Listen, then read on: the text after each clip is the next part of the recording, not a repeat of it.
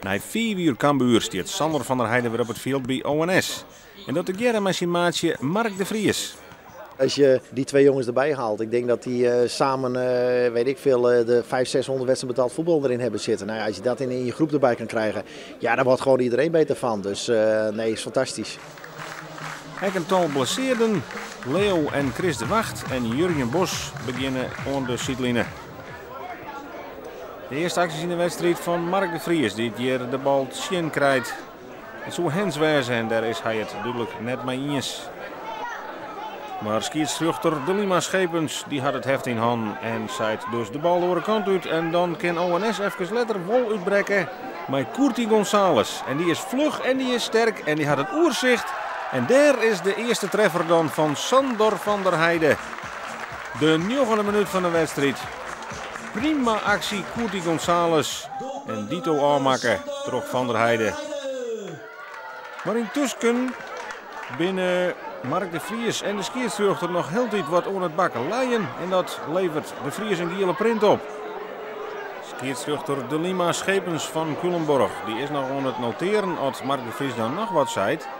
En dat valt blijkbaar in het verkeerde kielsgot, want het levert hem voort weer een gele print op. En dus reed. En zo krijgen we de wonderlijke situatie dat ONS scoort en een man verliest. En dus met ONS 80 minuten lang met zijn man, Jim Berkem. Trainer Jan Flap snapt er echt niks van, maar het is dan al bad. En de grote vraag is hoe de Smitsers haar dan horen. Nou, dat eerste gevaar is toch weer van Curti González. Zie het lekker in de wedstrijd, bewegelijk, aan alle kanten onspeelbaar. En dan komt Berkem met een man meer uit de schulp. En hoe? Dit is een helemaal vrijstaande Chris van der Meulen. En die had totaal geen moeite om Allegeer de Vries te passeren. Wat een ronde krijgt hij daar in het centrum. Geen boetenspul. En dus de gelijkmaker. En dan hebben we 16 minuten voetballen. Ja, welke kant hobbelt het dan uit voor de tusploeg? Puntverlies, daar hebben ze absoluut geen rekening mee houden. Ja, het is allegeer wat bibberig, wat misverstandjes achterin. Patrick Goedhart en Allegeert. Maar het komt goed. En dan met Sander van der Heijden weer een paasje aan. En wat voor een paas. En daar is Curti González die dit wonderlijk mooi aanmaakt. En dan komt ONS dus met een man minder verzinnen op voorsprong. 4 verdedigers weer in de lurenlijn. Curti González pakte met zijn linker en schoot de bal precies in de hoeken. En toch de voorsprong van ONS. Met dank aan Sander van der Heijden. Nog 44 spannende minuten voor ONS. Met zijn man een doelpunt voorsprong verdedigen. En de druk groeit van Berkem. Peel. Frank Holsema is dicht bij de gelijkmaker. Maar ONS is veerkrachtig op eigen veld. Sander van der Heijden, prachtige overname. Ja, Wetterwaarman in de luren. En dan het schot op een peel van Arnold Hedder. Daar heeft Samatrij hier wezen kent. En dat hier een stuk noffelijker voetballen.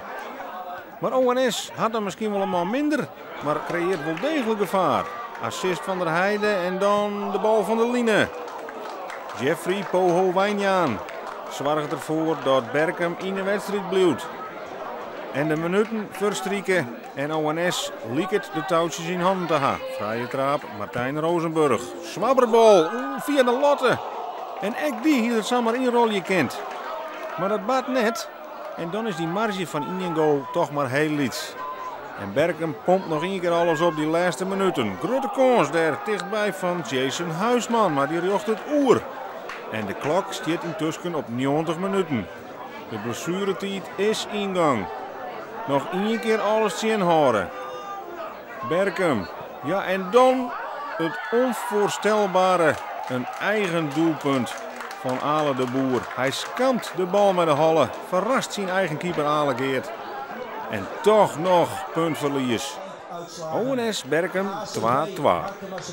En dit is gewoon heel zuur. Via Ale. Hij wil een voorzet eruit halen. Ja, en hij hobbelt bij de eerste paal hobbelt hij binnen. Ja, dan is het echt heel zuur. Ja.